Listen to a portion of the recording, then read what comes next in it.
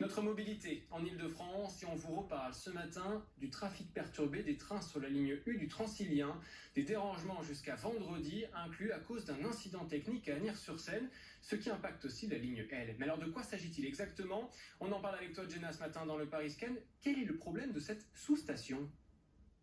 Selon la SNCF que j'ai eu par téléphone, le souci viendrait d'un transformateur de la RTE dans la zone d'Agnières-sur-Seine, dans la nouvelle sous-station située rue de Bretagne.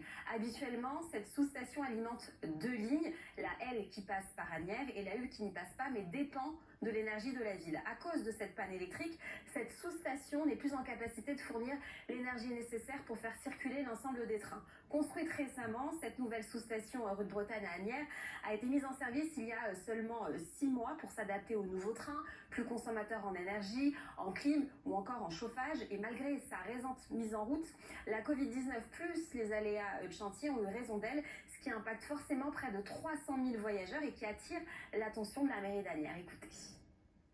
On est en pleine période de transition entre l'ancienne sous-station qui est là depuis des années et la nouvelle sous-station qui a été réalisée en collaboration avec la ville d'Agnières-sur-Seine.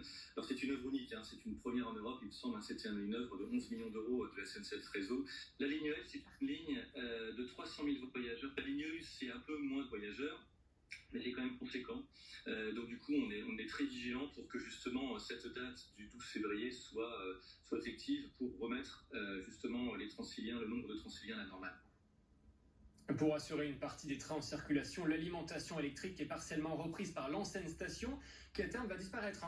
Oui, à la station Porsche Fontaine près de Versailles-Chantier, mais comme cette solution de relais ne permet pas de générer toute l'énergie nécessaire pour maintenir la totalité des trains toute la journée, car elle est 2 fois moins puissante et puis ancienne, certains trains des lignes L et U sont supprimés en semaine de 6h à 10h du matin et le soir de 16h à 21h30. Donc vos trajets sont modifiés jusqu'à vendredi inclus, une échéance que compte tenir la SNCF. Aux heures de pointe, comptez un train sur deux en moyenne. Aux heures creuses, le trafic restera normal, hors surpression, incidents inopinés et travaux déjà prévus. Tout savoir, tout comprendre tous les matins dans le Paris Scan. Merci beaucoup Jenna, on te retrouve tout au long de la matinée.